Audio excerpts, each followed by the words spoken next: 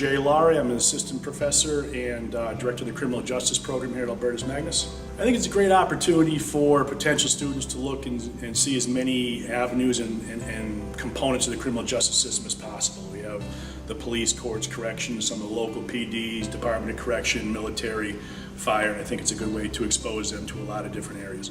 I think it appeals to a lot of different students. Obviously, some students, if they're not sure, they may have something here that sparks their interest, they want to pursue a little bit more. Certainly for those students who are interested in the field, generally they may often not know exactly where they want to go. Talking to different people in different positions with different backgrounds, I think is a great way for them to kind of formulate their thoughts about what they may want to pursue.